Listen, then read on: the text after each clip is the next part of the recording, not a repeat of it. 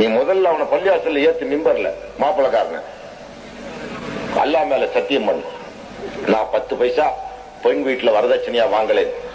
அவன் சத்தியம் பண்ணட்டும், அப்புறம் உட்காந்து நிக்கா ஓது. இல்லையா வெளியே எந்திரிச்சு போயிடும், எங்கேயோ போய் ஓதுட்டான். அதனால வேலை போது அவன் ரிசக்க நிர்மாணிக்க வேண்டியது இறைவன், இந்த பள்ளிவாசல் நிர்வாகி அல்ல. அப்படி பள்ளிவாசல் ஜமாத்துகளில் நீங்கள் சில சட்டங்களை கொண்டு வாருங்கள். ஒவ்வொரு பள்ளிவாசல்லையும் கல்யாணத்துக்கு முதல்ல பையனை மேடையில ஏத்து, மேடையில நின்னுகிட்டு அவனை சொல்ல சொல்லு. என்ன, அல்லாஹ் மேல சத்தியமிட்டு அல்லாஹ் மேல ஆணையிட்டு பையன் அண்டர் கிரவுண்ட்ல வாங்கியிருந்தாலும் அவனுக்கு என்ன கதின்னு அவனுக்கே தெரியும்.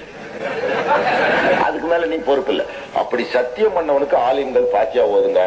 ஆதம் அவ்வா போல வாழ முடியுமாடா? ஆதம் அவ்வா வாழ்ந்த கதை எவனுக்கா தெரியுமாடா? தெரியாது. பைபிள்ல தான் சொல்லுது. சாபத்துக்கு ஆளான கதை நமக்கு எதுக்குடாது? இப்ராஹிம் சாரா போல, சுலைமான் யூசுப் போல, அதெல்லாம் ஒண்ணு வேணாம்டா உனக்கு. நமக்கு அதெல்லாம் தெரியாத